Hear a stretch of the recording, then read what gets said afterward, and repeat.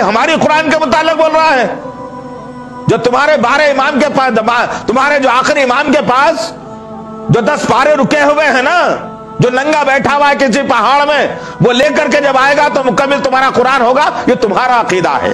याद रहो, ये वार्निंग का वीडियो है तेरे लिए। औज़ु बिल्लाहि मिनश शैतानिर रजीम, बिस्मिल्लाहिर रहमानिर रहीम। हज़रात, आज शकील अहमद नजदी लानती का एक वीडियो मेरी निगाह से गुजरा, जिसके अंदर वो इमाम ज़माना अलैहिस्सलाम की तौहीन कर रहा है और वो जिस तरीके से इमाम ज़माना के लिए लफ्ज़ों का इस्तेमाल कर रहा है, वो कोई पढ़ा लिखा शख्स भी इमाम ज़माना के लिए इस्तेमाल नहीं कर सकता है। ये शकील अहमद नजदी अगर से ज़रा सा भी पढ़ा लिखा होता तो ये जानता कि इमाम गैब का अक़ीदा सबके पास है।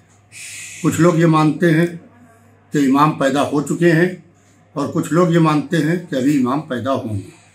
जो हम फ़िक़े जाफ़री के लोग हैं, यानी 12 इमामों के मानने वाले हैं, हमारे यहाँ ये अक़ीदा है कि इमाम पैदा हो चुके हैं और उनके यहाँ अक़ीदा ये है कि अभी पैदा होंगे और अदल व इंसाफ की हुकूमत कायम करेंगे।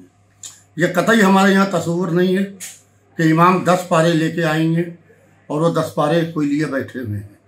तो जिस तरीके से उसका ये बयान है, मैं उसके बयान की भरपूर तरीके से मजम्मत ही नहीं करता हूँ, बल्कि मैं अपील करता हूँ ऑल इंडिया शिया फसला बोर्ड के हवाले से कि शकील अहमद नजदी लानती के ख़िलाफ़ वैसे ही FIR करें, वैसे ही एहतजाज करें जैसे आपने मुखालिफ कुरान के ख़िलाफ़, मुखालिफ रसूल के ख़िलाफ़ आपने ज़बरदस्त तरीके से एहतजाज किया, वैसे ही इसके ख़िलाफ़ भी एहतजाज करें, क्योंकि इन लोगों के जबहे बढ़ रहे हैं। आपकी खामोशी इनके जबहों को बढ़ा रही है।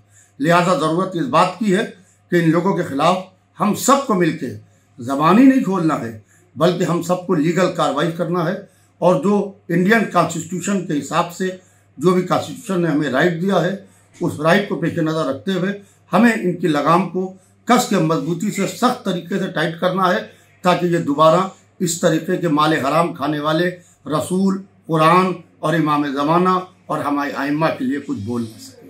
फ़कत वस्सलाम।